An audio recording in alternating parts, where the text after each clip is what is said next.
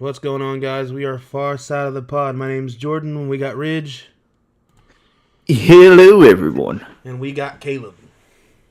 Hello, everybody. And today, we're going to start off with some normal stuff. We're going to talk a lot about movies today. That's what we're predominantly talking about, which, that's predominantly what we talk about anyways. So first off it is official that Sebastian Stan has been cast as Harvey Dent, a.k.a. Two-Face, in The Batman Part 2. Fellas, what do you guys think about this casting? Rich, I'll let you go first. Heck yeah, it's a nice casting if you ask me. I mean, if you're going to have someone that is at a good enough level, I think, to be able to play Harvey Dent in this film, it's Sebastian Stan 100%. And I guess that tells us who Scarlett Johansson's more than likely playing too, Harvey Dent's wife. Yeah, makes sense. So he plays the playing field very nicely. Well, would that mean that he's playing Harvey Dent's wife? Because it did say that about Scarlett Johansson's character is going to be like a lover for Bruce Wayne turned villain. Well, there's been talks about that. There's been talks that it's Harvey Dent's wife.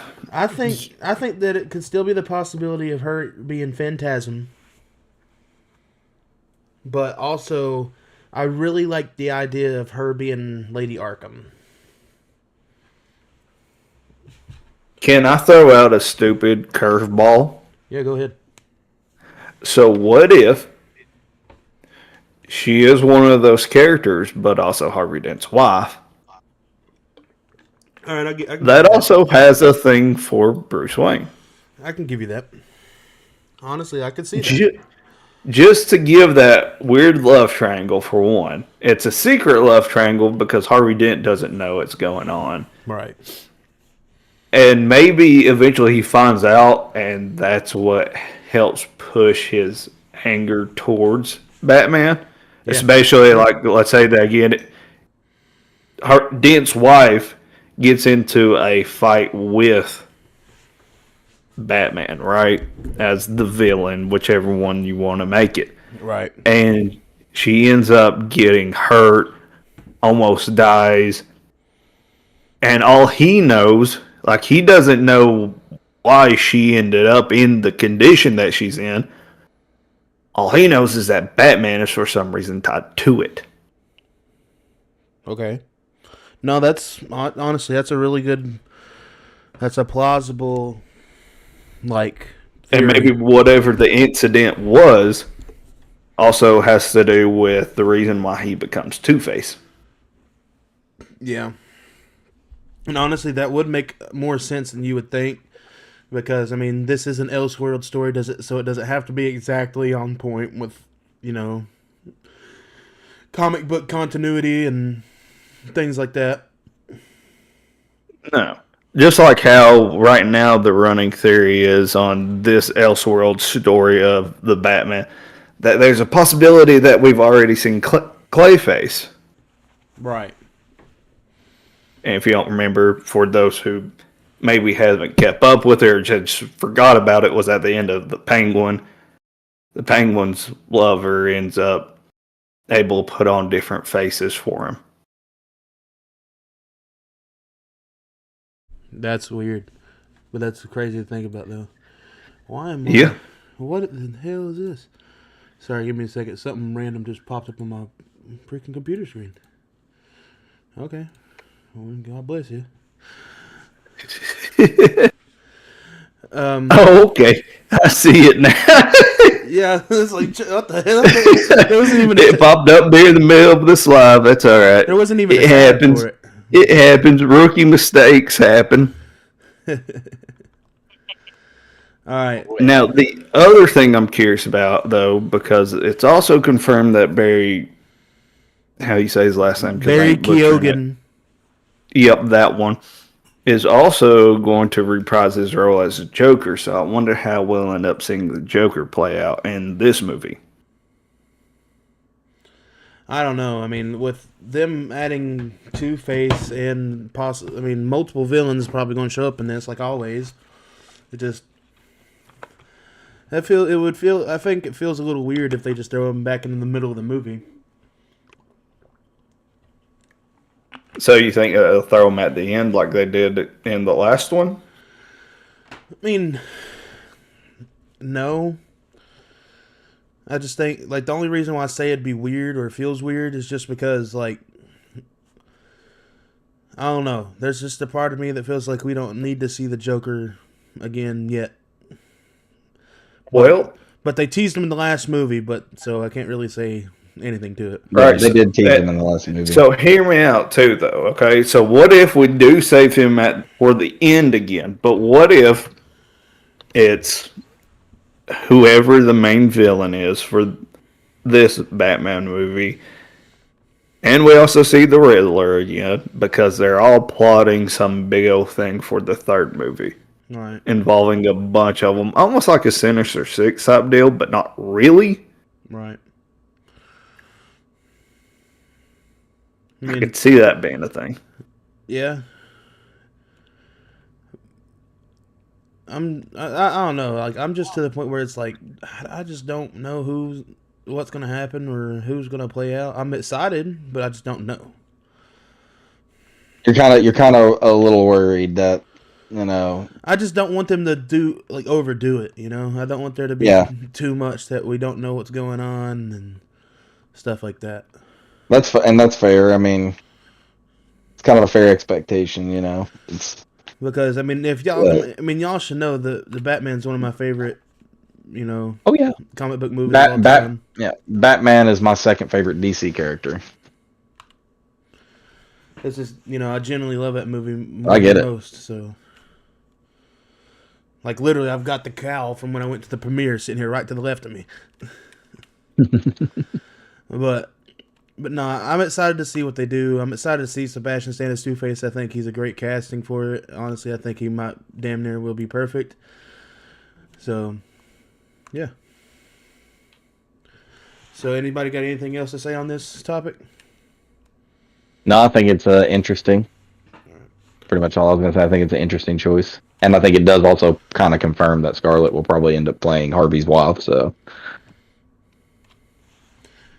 All right. So, next up on the list, it looks like Johnny Knoxville has all in confirmed that Jackass 5 is coming out in June of this year. I don't know if that date on that picture I have on the stream is correct, but that's the best poster I could find. But that looks like it'd be around the same time it'd come out anyways. So, but we are getting Jackass 5 in theaters this year. There was some weird reports, and Ridge kind of clarified for me, but there was some weird reports saying that Bam was going to be in it, knowing, you know, the backlash that him and the Jackass crew has had.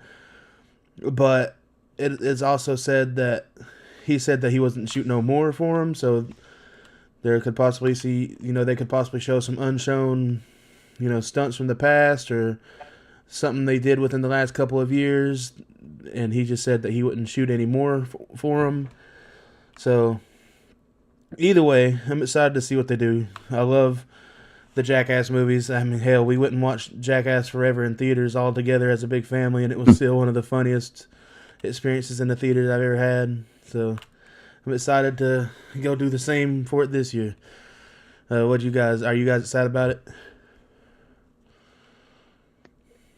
Yeah, I think I did see. I think it was a TMZ video. Some guy had met Steve-O, was asking him a little bit about it, and he asked him, are you going to be toning down some of the stunts because you guys are getting old, and he's like, are you taking a dial back on that role, and he literally pulled up a picture. He said, let me just show you this picture, and it was literally his knee, and it was so swollen, dude. I'm telling you, it was nasty. And he said, I just did that on my own free time for us. It was a stunt we were doing. He said, so more than likely I'm going to do the same stuff. So I'm excited. I think we got some good stuff to look forward to. And it's definitely the last one. And well, Johnny couldn't do a lot of the stunts in it. Like anything that had to do with getting his head hit, he couldn't do. Because because I mean, they said if he takes one more concussion, it could pretty much kill him. Yeah, he's taken a lot of kicks over the years. So it's one of those things, that I understand, but I feel like we all knew that was coming with him because he got in a lot of bad accidents. He's had a lot of we know he's had some bad stuff happen to him. So that's not new to me. I get that. Yeah, I was kind of expecting that. So I'm not upset by that. I get it. But at least we're gonna still have Chris Pontius, I'm certain, Wee Man, and all of them are still gonna do some of the crazy. And there's still some on the crew that will be able to do some crazy stuff. And I feel like we should all still give it a chance, even if we feel like it won't be as good as the others. I still think it'll be as good. It's just it's going to be weird not being able to see Johnny do the typical Johnny shit. Yeah. I mean, it's been kind of weird ever since Ryan Dunn anyway, because after he died, it just felt like there couldn't be anymore. And then when they did, they did the Jackass Forever. Here's the thing. The only thing I hope they do with this new movie is if they keep all the kids that they brought in from the last movie, like Dark Shark's kid and that new fat guy and. Yeah, the dude that did the firecrackers on the firecracker vest. Yeah, I want to see those kids, but Poopies, that guy Poopies. Yeah, Poopies. But no, I'm excited for it though. Ridge, what do you think? Yeah, I'm looking forward to it, and like you were saying, I would imagine that they're going to bring back the new guys that they had gotten in. I mean, somebody's got to take the majority of the blows anymore for the group. Yeah. Because, like you said, Knoxville can't really take that many shots to the head anymore. And so bringing in slightly fresh faces, it's faces that we've all seen now, but bringing in people that can actually do the stunts more so, while Knoxville's more so just the guy that plans everything out. It works, And I fully agree. Anything else on Jackass? And who knows? We might still we might still be able to get more after this one, and it just be more so Johnny Knoxville being the guy that's just overseeing everyone else do these stunts. Yeah. Think about it. Johnny Knoxville is now the host of Fear Factor, so they can have him doing some more nasty shit instead of dangerous shit. Language later. Apologies. Yeah, I'm going to end up putting a jar over there at your house where you got to put in 25 cents every time you curse. It's got to be more than 25 cents. It's got to hurt. Okay, fine then, $1. But you got to realize that, like he says, it's like he'll cuss so much that I'm pretty sure that thing will end up having about $100 in it by the end of the show. He'll end up having enough to fund our trip to Epic Universe by the end of the year. Listen, we could all put up a jar because I'm pretty sure we're all going to make big time slip ups. So. Oh yeah. At least it wasn't the F word. Yes. Yet. We can say that. Yet. Let's not talk like that now, because then it'll happen. Listen, I'm still under the impression of giving us all at least one during each episode. Each that episode. Way we are. Yes, that way we're at least PG-13. I guess you're right. All right. Just don't blow it automatically, or else that's all you get. On to the next subject, a very serious subject for me. We're going to talk a little bit about Scream 7. So, if you have not seen, in this last week, there was a new teaser trailer that released. It was like a TV spot. It was only like 36 seconds long. But it was kind of like going back through the past, showing different killers, different victims, however. But then it started getting to the new footage that we haven't seen. There was a snip clip of a psych ward. And with these... dang it, it's not even going to show them. There's a picture of... one of the shots that it showed like a bulletin board with a bunch of like hand-drawn scribble pictures. Some you can tell their faces in some of them and everything, but it's just a scribble board of characters. And it literally, the way I described it, it kind of looked like you could watch somebody's descent into madness. But and we can nitpick through the pictures to say what they look like and everything. But this kind of goes along with my theory that Stu was sent to a psych ward that we've never heard about, and maybe he escaped, and maybe that's why Sydney is there to see he escaped type ish, and like to see his room and all his collectibles in it or whatever. Now there are some people saying that they think that it's Jill, but Jill literally got shot in the head, so I think it's weird if it is Jill. And even when I like Google picture search the picture of the bulletin board, even Google AI is trying to say that more than likely possibly something to do with Jill. So I mean, we'll see what they talk about. But I remember Cindy putting a bullet in the Jill's head, so don't mind me. So I will, because I'm just now thinking a little bit about this. I will make the slightest argument that there has been instances before in real life of where someone's got shot in the head and survived. But almost point blank, though? According to where they get hit. Okay, never mind. Yes, I mean, they still survive. 50 Cent got shot pretty much point blank and still survived. But the thing is Jill got shot straight in the middle of the forehead. And they can pull out some crazy stuff and say how she survived it. Yeah, true. And that left her in a very bad crippling state. But here's the thing: is who's to say that it's not Jill and Stu? Good point. Working together, like Stu planned this out for the past 20 plus years. Yeah. Secretly just sitting, pulling the strings every moment of every movie has led to this moment. He was the orchestrator of the entire, he was the orchestrator of the entire franchise that had existed. Well, at least he'll think so. Or at least he'll think so. Yeah, that'll be like what he thinks. He's the one that did it. But either way, now I do have go ahead. I have a question. Mm-hmm. Sorry, this is slightly, this has to do with screen, but slightly off to the side a little bit. Is this excuse me, I muted myself. Is this the last movie? No. Okay. This is supposed to be the start of a new trilogy. Because Sydney's daughter. So I don't know what they plan on doing. I do think that if Stu is in this movie, they won't kill him in this one. Or if they do, there'll be somebody else joining them. And that's why I think there could be the possibility of somehow Melissa Barrera showing back up in it.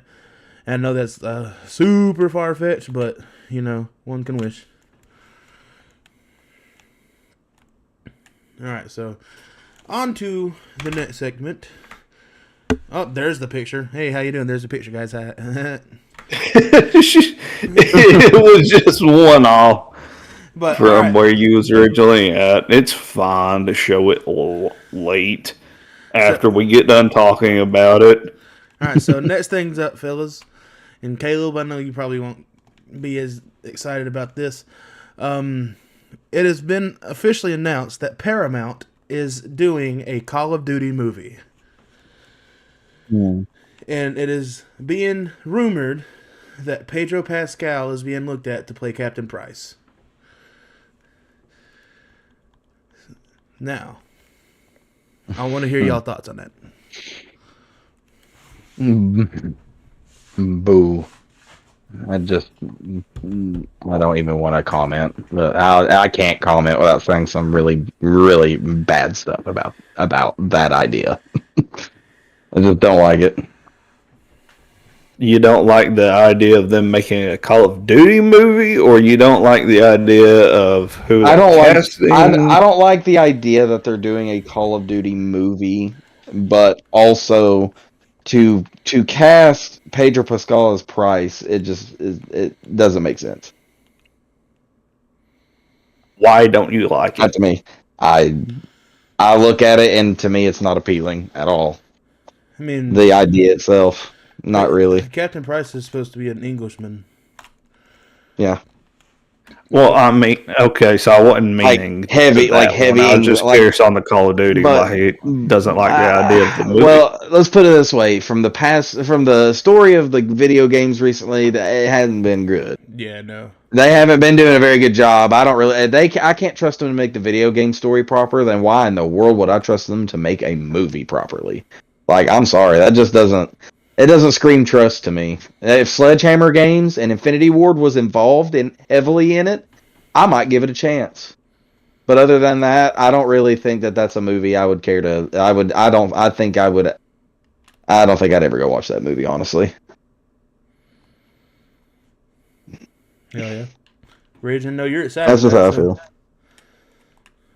Well, I wouldn't say I'm excited about it, but I am interested in it. Just the idea of a Call of Duty movie in general. Now, to be 110% honest with you, failures, whenever they came out with the movie, what was it? It just came out, Warfare. Warfare. I thought that was a Call of Duty movie that they was coming out with whenever I first heard about it. No, that was good. I thought it was some off to the side type of movie that they was going to end up making, and this was before like we actually got the movie that I was thinking this. Whenever it was still in early production, it sounded like, oh, okay, so we're getting Call of Duty Modern Warfare as a movie. That's what I originally thought. So if they pick the right story to tell, then I think it'll be good. Just don't pick any of the most recent things and you'll be fine. Like, let's go back to the very beginning of Call of Duty. I do think they need to do like the original Modern Warfare story. Right, I was going to say, I mean, that's how they'd have to do it. You could do the original Modern Warfare storyline, or you could maybe, and I know it doesn't make a lot of sense, but you might be able to get away with telling the Black Ops story, like the very first one. Now they like if they were doing that'd be cool. The MK Ultra, yeah, I think I could see that. Now, hear me out too. I know that they're leaning towards a movie, but maybe we could turn this into a TV series. Honestly, and they'd do better. I think a TV series I would love to see it. Better. A Black Ops Zombies TV series would be really good, I think. Well, I mean, then you could split it off to where you give us different Call of Duty stories, right? So that way we can get into the Black Ops stories. So that way we can get into different Modern Warfares. So that way we can get into the Ghost story. And that way after we get done with the first story of Ghost, we can get the second part. I definitely. My thing is, it's really about like the casting. Like, I get Pedro Pascal is a big actor, but I don't think he. I mean, not saying he couldn't play Price. I don't know if I would want to see him play Price. Also, I would like. I kind of said this to Rich before we started. I think it would have been cool if they would have let the guys who did the voice of him in the movies. In the game, play him in the movie. Because, I mean, he's kind of fit. They literally use his face in the game. He had the exact beard when they did the game. And I just think that'd be the way to go. But that's just me. I think we wait to judge this movie. Well, obviously, we wait until it comes out, right? Right. But we give a little bit more of our thoughts on it whenever we hear more so of who else they're going to cast in this movie, because you got to think it's a big old cast to have, according to what story you tell. Oh yeah, and according to who, like if you're just focusing in on Price, or if you're telling the story of everyone the same way a video game does, you're looking at a bunch of different faces. And that's the reason why, too, if you did it in a TV series, You could have, hey, episode 1, we're following one person. Second episode, we're following another person. To see how we get to this bigger thing at the very end. Right. But I do think it's very interesting to see that we are getting Call of Duty coming out as a movie. And, I don't imagine it's going to be a very large, profitable movie. That's the only downside. And I think that's what would benefit it from being a TV series. Yeah. Unless it's just a straight-to-streaming movie. Right. No, I'm definitely with you on that one. I understand what you're saying. I think it would probably do better if it was a series. Yes, like a standalone series about, I feel like if they did it a series, I think it would just do better. Yeah, honestly. It's just the best way to describe it. It would probably do better if it did. All right. So anything else on Call of Duty? All right. That's all. On to the next movie news announcement. And this is a banger, fellas.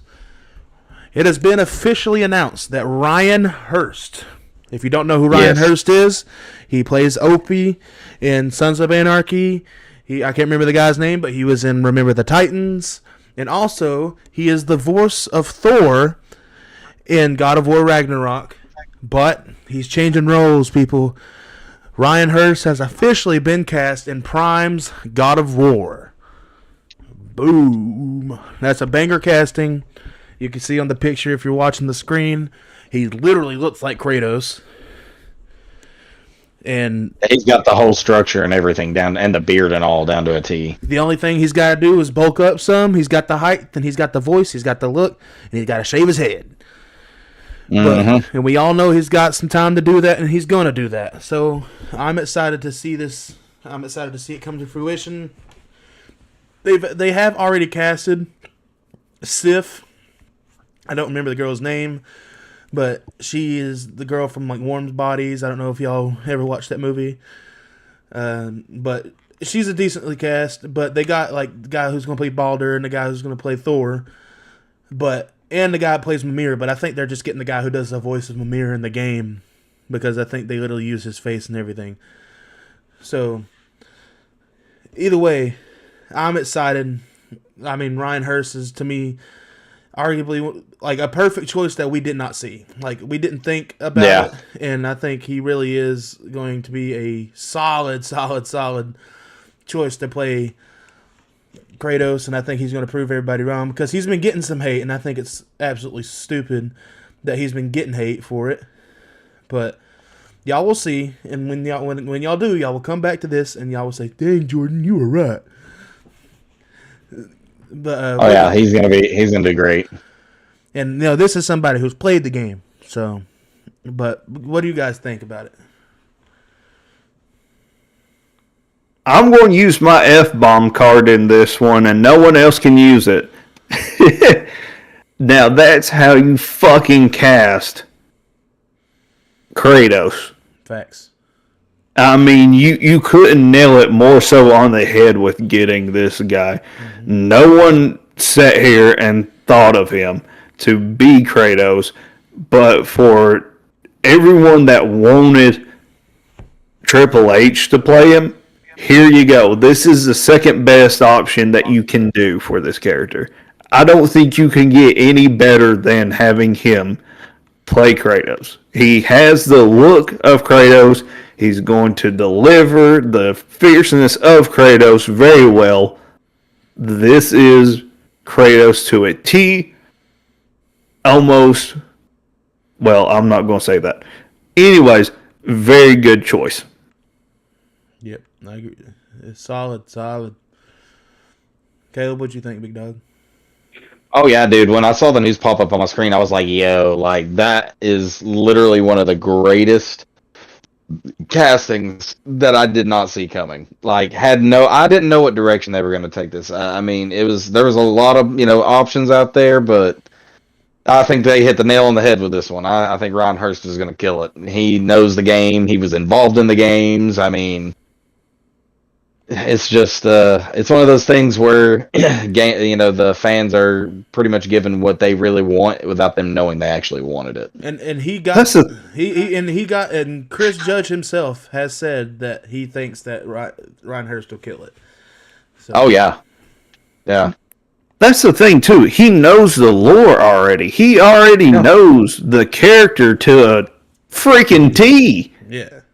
You can't ask for anything better. Facts. For this guy. I mean, it excites me, even though I have never played the game. But I've always only heard good things about it. So it excites me. I'm looking forward to seeing how this show turns out. And I think that this show, no joke, I think that this show will end up being one of those that has potential to end up having a movie spinoff. Oh, yeah. I wouldn't be surprised. The thing is they could do a movie spinoff for the Greek version, because I know a lot of people are pissed that we're not getting the Greek version of Kratos, like the young Kratos. But that can be done at a later date when they really found their way for that, Maybe that's just because the idea that they've got right now is what they want to push because of the games, and they want to push it kind of forward, maybe. Right. Well, but I get how some people might complain about that path. I get it. At the same time, I feel like if everyone would just shut up, give it a chance, and enjoy the fact that we're getting something that awesome, then it might actually end up being really, really good. Well, like you said, Caleb, I mean, they can visit it later on, and that's the reason why you could eventually turn this into a movie, so that way we can get into Kratos whenever he was younger. Exactly. And we can who knows? There might even be flashbacks in the series to younger Kratos. That way, they 100%. Give people a little taste of what maybe see how they react to it, see how badly they want it before they decide to greenlight it. That might be just what they do. Especially and Rich, I'm kind of gonna tell you something that happens in the lore. You're good. Well, it probably won't happen in this one, but in Ragnarok, he's talking to what's her name? I can't think of her. Odin's wife. It's not Freya. Freya. So, I'm not going to say what Kratos does, because that's the story in the first game. But she's mad at him, and she's saying something, "You never experienced this," and everything. And he's like, "Yes, I have." And he's talking about, I lost my wife and I lost my daughter, and it's on my own account. So that's the reason why I look like this. And the reason why Kratos is white with that red, thing over his face and his body is because he served Ares, and in a god's vengeful wrath, he attacked his own home thing, which ended up causing him to kill his daughter and his wife. Yeah, because he thought it was the enemy. He thought he was ransacking the enemy, but he was actually destroying one of his own towns that his family was in. And the gods cursed him to bear the ashes of his wife and his daughter in his skin till he dies. And that's why he's white like that. And the line was the paint that he had on that night. So... Also, they could end up never taking this into a movie, because there's also talks, as far as what I've heard, is that this thing already has a season 2 greenlit. Oh, yeah, you got to have Ragnarok. Oh, really? Yeah. Yeah. I mean, because they're going to have to tell the 2018 God of War game story before the Ragnarok story, so... Well, I mean, even after that, what I'm getting at is... After you do a season 1, season 2, they could go more likely the Greek. You'll be able to get into all these other seasons, and maybe it just goes back. It'd be cool if they started off with the story of Ascension, then went with 1, 2, and 3. see this. I know this sounds weird, and y'all can tell me I'm completely full of it, and it sounds stupid. But I kind of see this being like a Star Wars thing, Or like where honestly, the story's not told in order.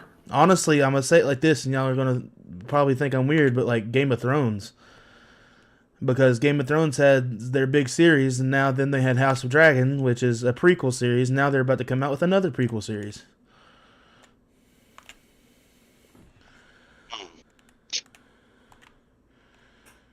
But God of War has such great lore that it can be, it can be have so many seasons and everything of it. So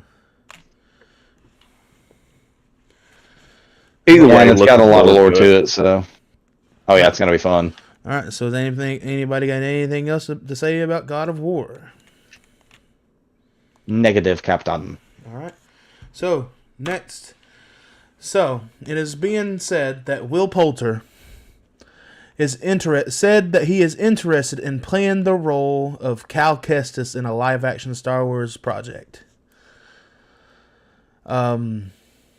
Ridge, I'll go ahead and let you say your part on this because I feel like you'll probably be more of the outlier between me and Caleb. But go ahead and say your part. Well, thanks. Jeez, that makes me feel real special. I'll get to be an outlier.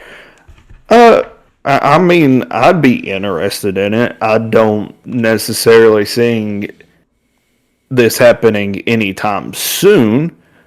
I wouldn't say no to it.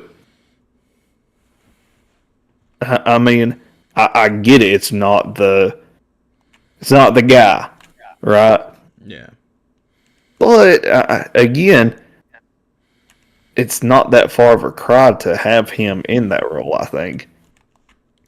And that's where I come from. I mean, it's not too far. Like if you put a picture of him from Fallen Order, and that's to a picture of Will Poulter, like they look visually close, almost identical, honestly. But the thing is that's Cameron Monaghan, and Cameron Monaghan has openly said he wants to play Cal Kestis live action. And we know that they're bringing people from the animated series or, people in, like, from other projects into, canon, which, they did with Ahsoka. And they're doing with, Thrawn and all of them. But here's the thing is, Ahsoka Season 2 is coming out soon. And I think it'd be the perfect time to debut Cameron Monaghan as, Cal Kestis.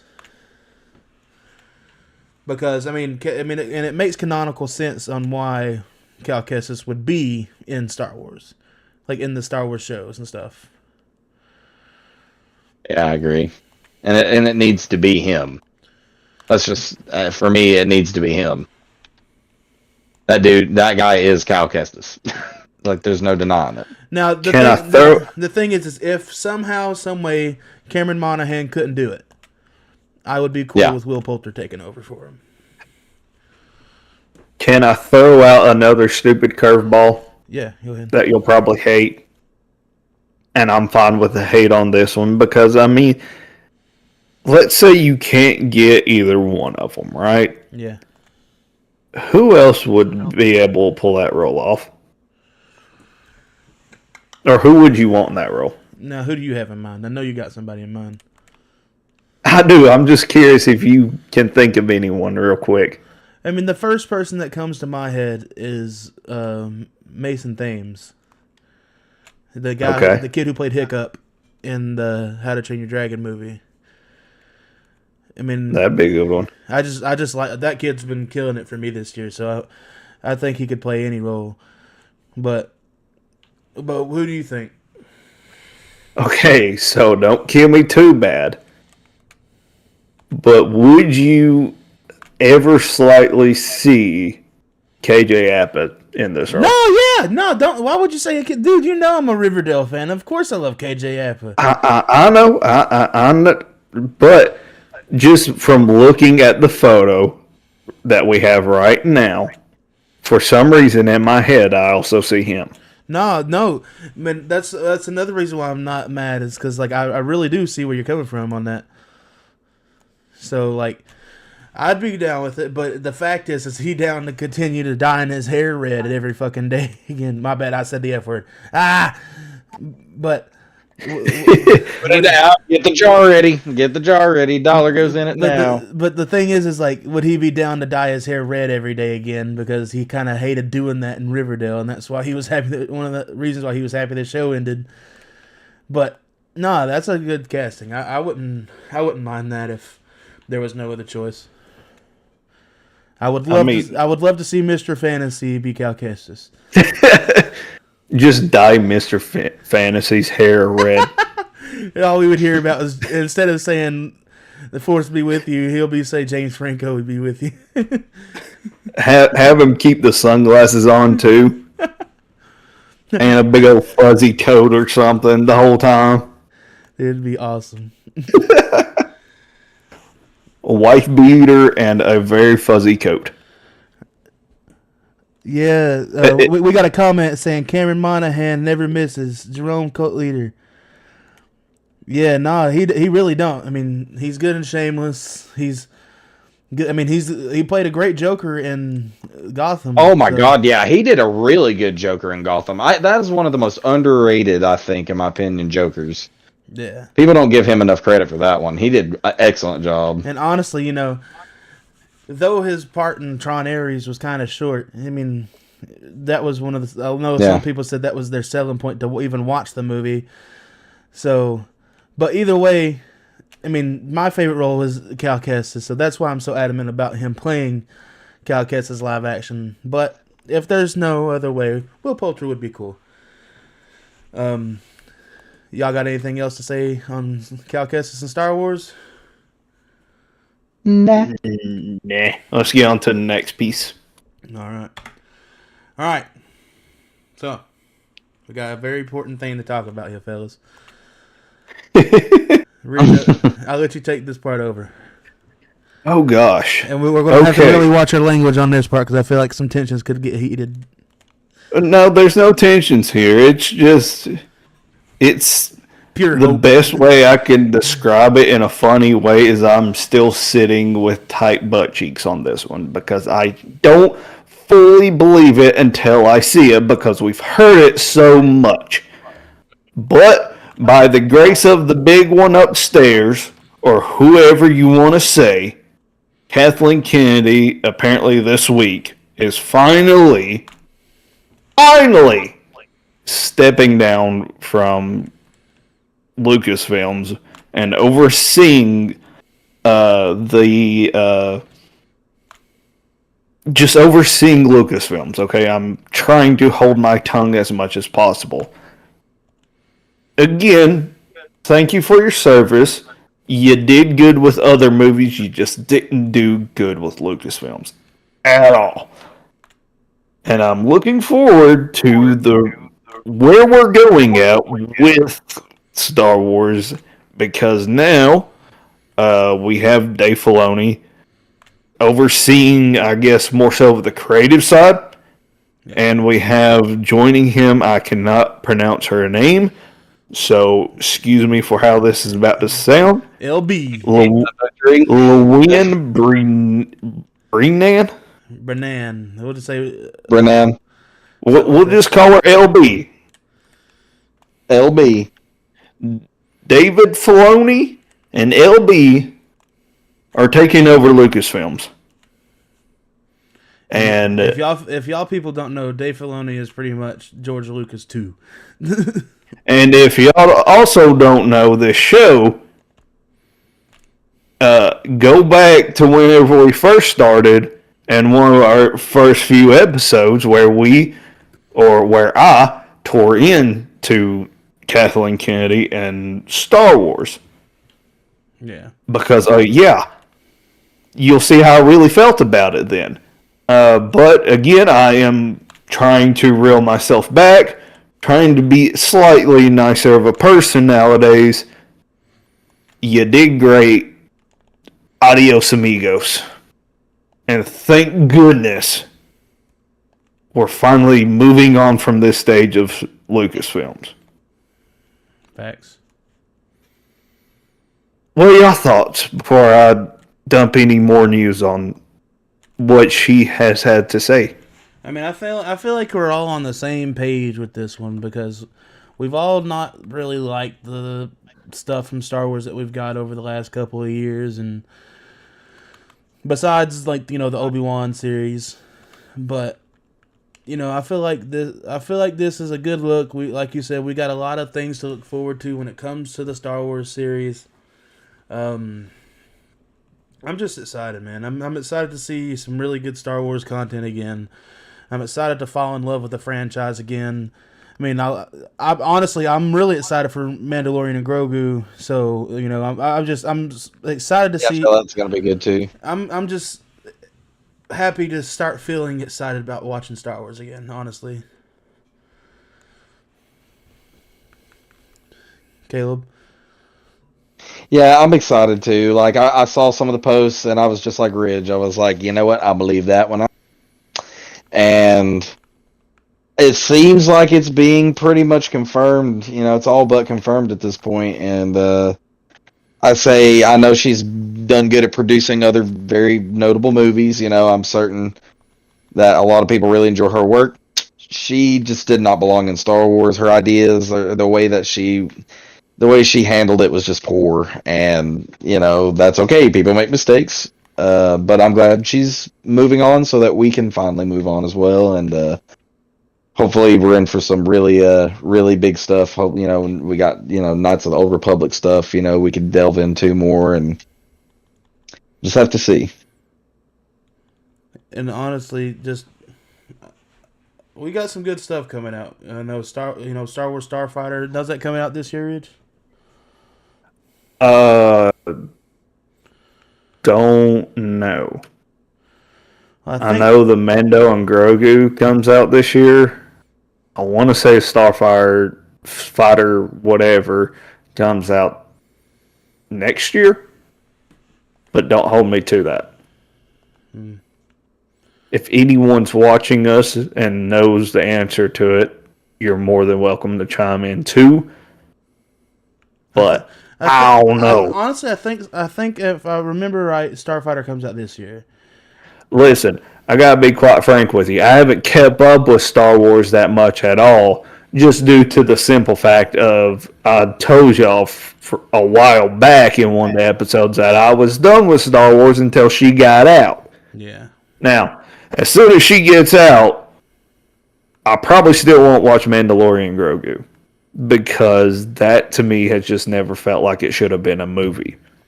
Understandable. And I don't know how I'm going to feel about a Starfighter movie. I might watch it, might not. Don't know yet. I'll have to be sold on the trailer for that one. But other than that, moving forward after that, yeah, I'll be back on board. Yeah. And the only reason why I decided to pick up on some Star Wars news for this episode was because I had heard she was finally going to be out the door, and we need to talk about that because we got another comment. Thank goodness. We got another comment. Jerome said that his buddy thinks that he's pretty sure it's 2026 release, but he's not 100% sure himself. Okay. Well, we'll wait and see. I'm sure that, I'm trying to think of whenever we get a trailer for it. Honestly, I wouldn't be surprised if it is this year, if we got one for the bowl. Well, yeah, the only issue I'm having with it happening at the bowl is that I think that if we get a Star Wars movie at the bowl, it's going to be for Mando and Grogu. Yeah, probably. Yeah, more than likely. If I had to take a wild guess. Right. That's the one that we'll get. I don't think that we'll see that one yet. It's according to when it comes out this year. And according to how much they want to push that movie. And honestly, that is also depending on if there's going to be a Doomsday trailer for the Super Bowl too, because if they're putting in there's got to be. Because if they release a trailer for Doomsday at the Super Bowl, it's going to be probably the final trailer that they release, honestly. Yeah, probably. I don't think it's going to be the final. If not the final, it'll be the first full trailer. Really big. It'll be the first actual full trailer that we get. Yeah. So I feel like they'll want it to be like a good 2-minute long trailer. Maybe that, or it's going to be a 30-second trailer that tells us, hey, the full thing's over online now to go watch. Go to YouTube. And I'm like, yeah! But nah. I mean, honestly, if they do, you know, good on them. You know, Disney's got that money. But if we got to wait... We'll wait. And you got to think, too, though, that this is something that's going to be on a Disney platform. Yeah. That Super Bowl's going to be shown on, so they can probably afford to show their own commercials. Yeah, I didn't think about that.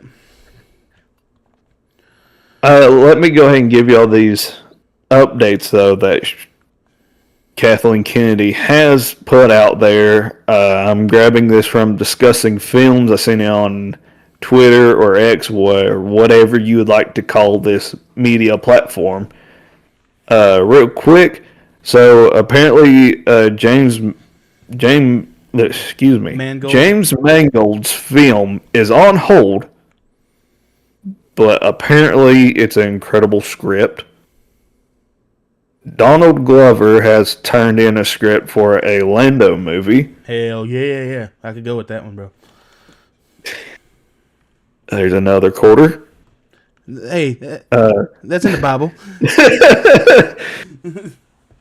Okay, I think I'm saying this right. Simon Kinberg is actively working on a trilogy of films that Dave and LB are very on board for.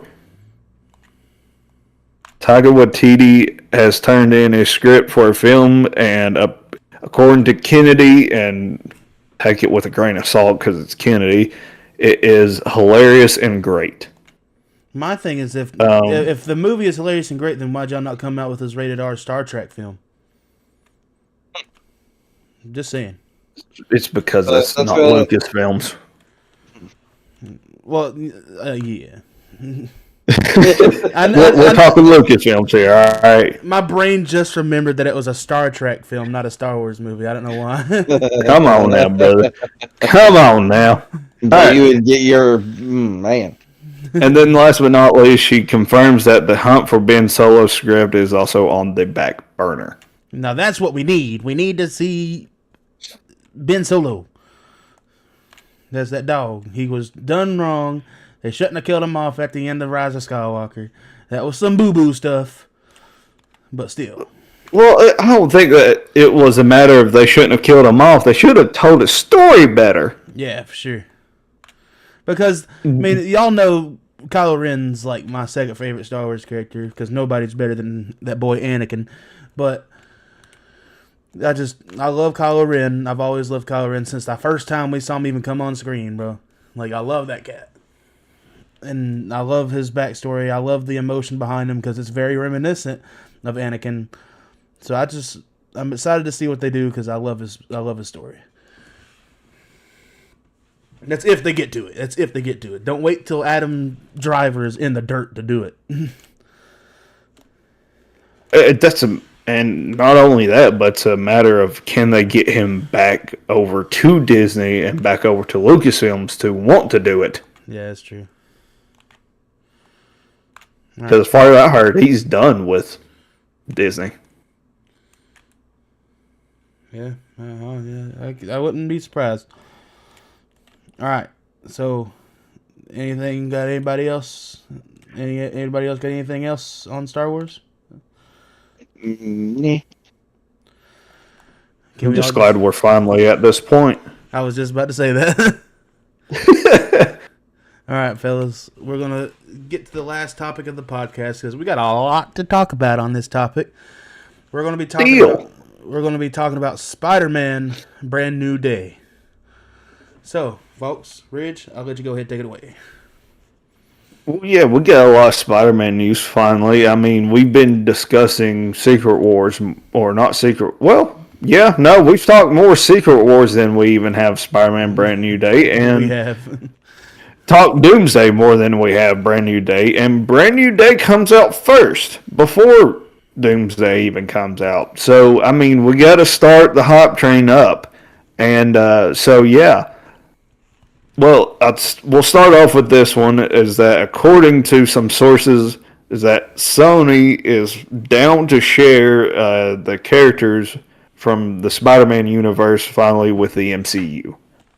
So, let's say no more of this trying to figure out what characters can and cannot go over to the MCU. That won't be a problem anymore. We can finally be able to have Venom in the MCU. We can have characters like Rhino properly in the MCU. We can finally have somebody like, let's say, if they wanted to, Kraven the Hunter in a proper Kraven the Hunter villain in a Spider-Man movie, would be able to get that. And the reason why is because, they haven't done good. It's been complete dog water, to put it nicely, with all the movies that Sony tried to make. Now, to say, though, that they haven't done some things good would be a lot, because, they have managed to pull off a good animated series, and they might have something in this Spider Noir movie as well. Oh, I didn't hear about that. Yeah. Which is, not movie, the TV series. Excuse me. I didn't know it was a movie. No, it's a TV series. I got that wrong. My bad. That's also on Amazon Prime. So, yeah, Slater, you definitely going to have to give me that account info so that way I can watch this stuff. Hey, Ridge. Yeah. Holler at me about that later. Yeah, I got you. Don't you worry, I will. Yeah. So yeah. So yeah, no, I'm definitely. It's definitely exciting to finally hear that Sony's deciding to play nice with Marvel, or more so the MCU, and being able to let characters cross over that desperately need to be able to cross over. Right, guys, what do y'all think about that? I'm definitely excited. Like you said, it gives us more chances to see people like Venom, Kraven, honestly, Morbius, because Morbius has a lot to do with Spider-Man. People we've seen already done, but not done good. And people we haven't seen. Technically, that's probably been the reason why we haven't had Black Cat be mentioned in anything, or Felicia Hardy in general, but I'm excited to see what they do, man. I'm just excited. I hope they bring in Black Cat, because, man, that's an opportunity that's gone missed for a little while. That makes Caleb drool, if you can't tell. No, me. I'm just saying. I'm just... that character finally being comic book accurate over in the MCU. Sydney Sweeney, please. Oh my god. She is perfect. Oh, my mom.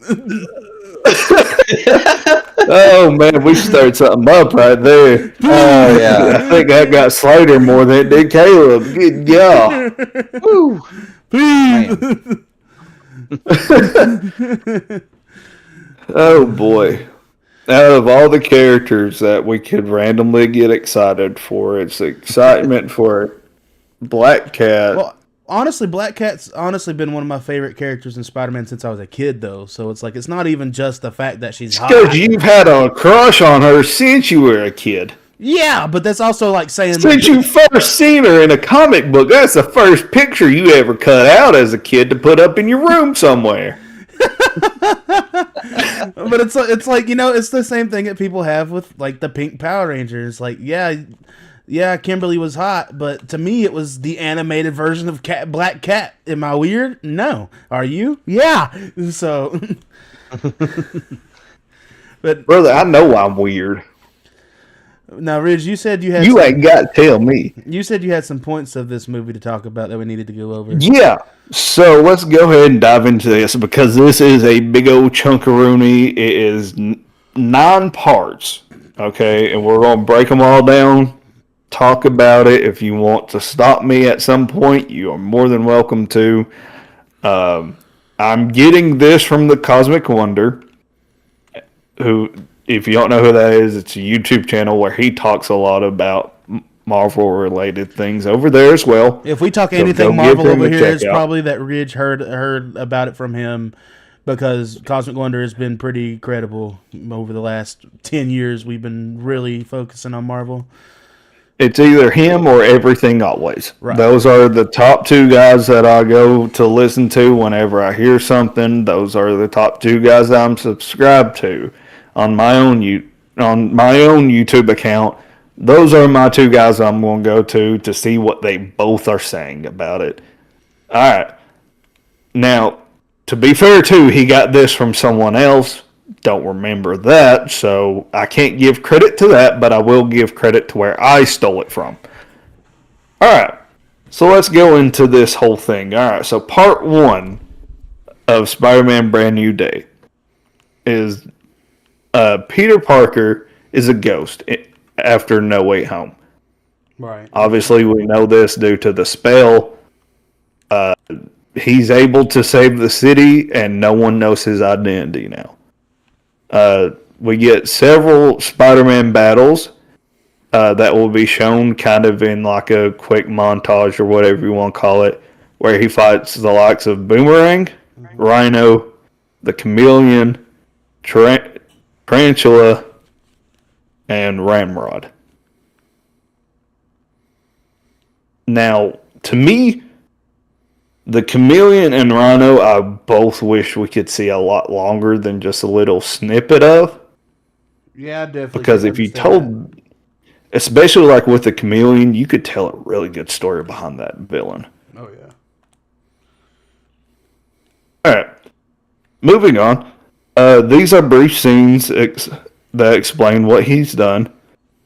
Peter is more so focused on being Spider-Man, and he neglects his personal life. He believes that MJ is better off without him. He believes Ned doesn't need him. And Peter is struggling with his own powers. His emotional instability affects his power, and his webbing becomes more organic, and factors in his body begin to change. Ooh, that'd be cool. So it sounds like he's going to start getting the same type of webbing that Tobey Maguire has. Cool. Alright. Part 2. The organization Damage Control appears. The government wants to control mutants, and they believe Spider-Man should also be controlled. Sadie Sink plays Jean Grey. Jean is pursued by Damage Control. Damage Control discovers that she is a mutant, and they want to be able to control her powers. But Jean wants to expose Damage Control. She apparently believes that Spider-Man is reckless. This explains why we hear the dialogue, if you've seen the leaked trailer. Yeah. On why she thinks, or why she says what she says to Spider-Man. No, you're right. I heard that. When Spider-Man appears, the reason why too apparently is that whenever Spider-Man appears, everything gets worse. Jean knows that Damage Control is after Spider-Man. That's why she wants to stay away from him. And the Punisher and Jean work together. They both want to expose Damage Control, and Punisher protects Jean. So that explains why we have Punisher in this a little bit. Anything so far? No, everything sounds pretty understandable. Okay. Moving on to part 3. Part 3 is pretty short, okay? Tombstone is the true villain. He wants to destabilize the city. And Tombstone finances a group called the Red Hand. The Red Hand is made up of ninjas, and the ninjas wear red suits. Yeah. Again, this is seen in, or part of this is seen in the leaked trailer that had made its rounds on the internet of a bunch of ninjas that go after Spider-Man. And so that must be the group called the Hand. Yeah. And it's interesting, too, that Tombstone ends up being the true villain. I mean, Tombstone is a bad dude, bro. Right. I mean, out of everyone, though, that we've heard that could possibly be it. But, again, it makes sense, too, as to why we had already heard the casting for Tombstone. Yeah, for sure. So, alright, so part 4. Damage control is transporting Scorpion. The Hand attacks damage control. The objective for them is to free Scorpion, but Spider-Man tries to stop them. Here, the Punisher comes in to help Spider-Man, and the convoy arrives at the prison. Right at the entrance, the convoy crashes. After the crash, the prisoners escape. The Hand attacks the entire prison because they want to free more prisoners. Spider-Man fights many of the ninjas or the Hand. And during this fight, Spider-Man ends up having problems with his powers. Thus, Punisher has to save him from the Hand. And they both manage to escape alive. Anything? Nah, this is sounding pretty bangers so far, in my opinion. I mean, we've seen photos, too, of Spider-Man riding on top of a convoy, so yeah, it's all lining up, right? Yeah, it's making sense. Okay. That's where it's making sense, but this is where it's not really that it doesn't make sense, but sounding odd. Okay, and it's going to get interesting. Okay, so part 5. Mm-hmm. Peter's powers continue to worsen. His powers become unstable, and his body undergoes a metamorphosis, and Peter ends up inside a cocoon. Uh-huh. He ends up in a web-like cocoon, like we see in some of the older comics. Okay, yeah, I guess so. All right. All this is generated by Peter's emotions, and the film touches on these themes of his emotions, such as loneliness, stress, and anxiety, and how this affects Peter Parker. And once he comes out of the cocoon, he goes to seek help from an Avenger, and the Avenger that he goes to is Bruce Banner, aka the Hulk, and at this time he is a professor. Yeah. And Banner ends up tells him that he will create a serum for him to try to help him out with his powers. So, excuse me, I gotta breathe. Sorry, I had to mute myself. Alright, so part 6. Tombstone wants to eliminate Spider-Man. And unfortunately, unfortunately for Tombstone, Spider-Man interferes with his plans. Tombstone enhances Scorpion's powers, and Scorpion decides to eliminate Spider-Man himself. And the description for this battle is that this is the most impressive fight scene, and also this is Spider-Man's best battle that we've seen yet on screen. Heck yeah. In the end, Spider-Man defeats Scorpion. Peter's power is even more unstable, and this allows Scorpion to escape. Now, anything else? No, honestly, that makes more sense than I thought it would. All right. Caleb, any thoughts so far? Or are you just vibing? I like it. No, I'm vibing to it. I like it. It sounds pretty good so far. It's got some weird bits, but like it all lines up. It sounds like a Spider-Man movie I want to see. It sounds like a movie, like it's not a story that we've heard before. it sounds original, like or not original, but it sounds like it's something we've not heard before or seen before. So it's like I'm excited about that.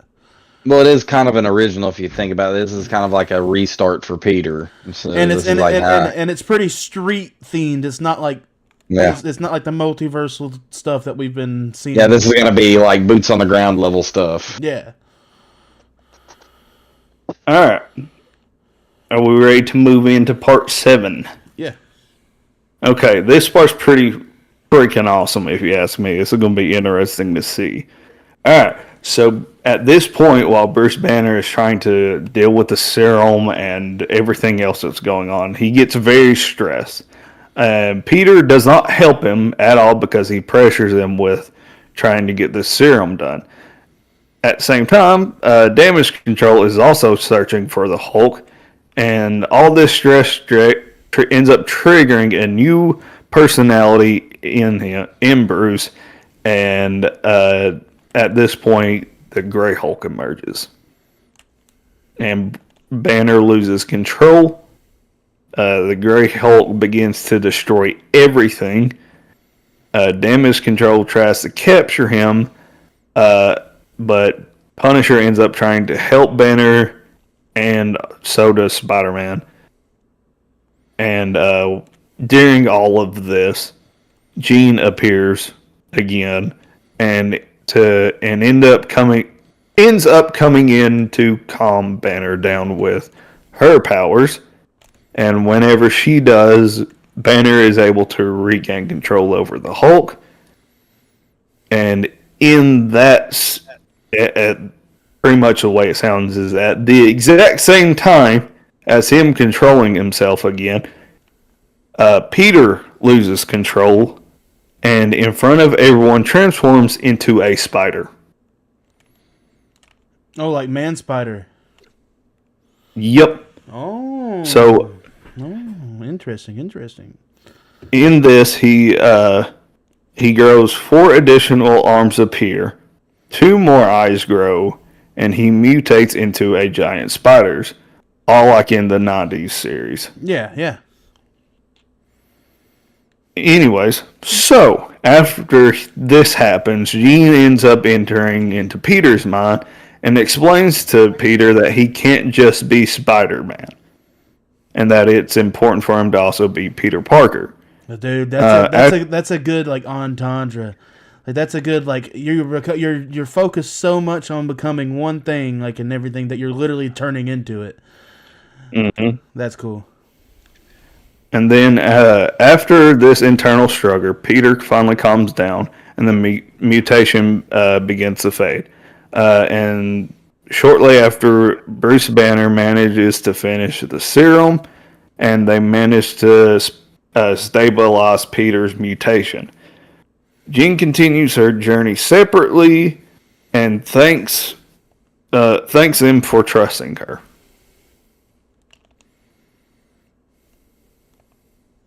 So that sounds pretty cool. I like the idea that we're getting the Grey Hulk. Yeah. That's cool.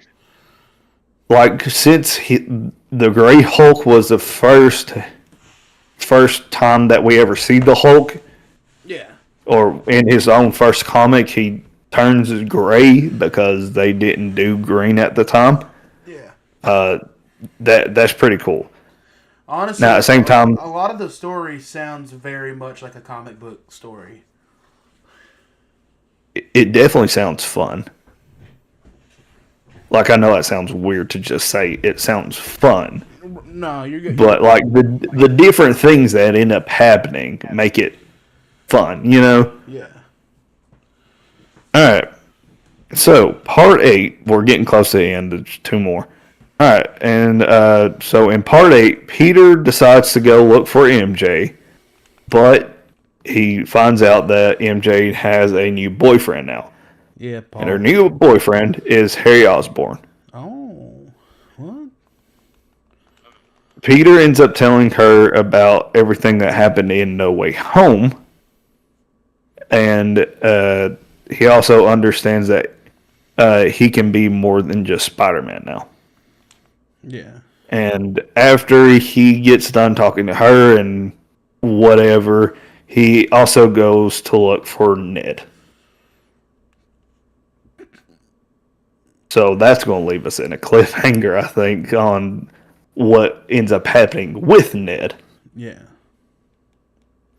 Because I think, like we've all been speculating that rumor, or that Ned ends up turning into a villain. Right. Yeah. All right. So part 9, and in the final scene, Tombstone meets with a buyer in a very dark place, more than likely, I guess, like a back alley or something, or it's nighttime out in a empty parking garage or some dark place, right? Right. And also, Tombstone is said to be guarded by Scorpion. The buyer slides him a sealed vial, and inside the sealed vial is a symbiote. And apparently, the symbiote is the fragment that remained in the MCU. Okay. And the final shot is Tombstone looks at Scorpion. Oh, we're gonna get like the venomized Scorpion. Possibly. But my thing with that is, we have to have symbiote Spider-Man for Secret Wars. Secret Wars. But the really cool thing that I just thought about, what if the symbiote Spider-Man we get for Secret Wars is Andrew Garfield's Spider-Man? It could be that, or it could be that there is more than one symbiote that we get in Secret Wars. True. Because, I mean, we could have this symbiote that's in a fight or in whatever elsewhere. Meanwhile, we have another symbiote that appears via a multiverse. Right. And ends up getting attached to Tom Holland there. Yeah. And honestly, it could be like somehow they bring in like Tom Hardy's Venom for shits and gigs. I said the S word, my bad. But but like just something goofy like that. Like whether it's like Topher Grace's Venom or something goofy. Topher Grace's Venom wouldn't make sense though. But so would Tom Hardy's Venom wouldn't make sense either. Well, Hardy's maybe, but I also don't think so. Right. It could just be something random pops up. It'd be funny to see at random of like a random pop up is one of the portals or whatever is from I cannot think of the head symbiote's name. Noel? Oh yeah. Yeah, no, Right. no. Yeah. And it's like you just see him off in the distance, like it's a silhouette of him, and one of the symbiotes just crawl out, and then it shuts again. So that way it just drops off for no reason, a symbiote.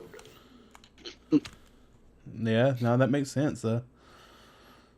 That or we get them on a different planet for some reason.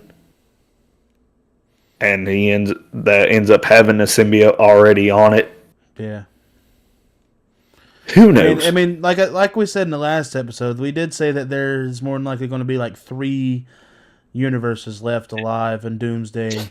So if they're going to cause Battle World, he's got to co-join those 3 universes. So who knows? Right. And now all this too, that whole plot that I just read, could be the movie, and it could not be the whole movie, right? Either. Because I mean, the only thing that I had to say about it is I've heard that there's more to do with the symbiote in the movie, because I've seen set photos and it's talked about a symbiote. Right. So like it could be more, but honestly, I would be cool with what you have right there. My only thing is like, what about the symbiote? That's the only thing I'd have to say about it.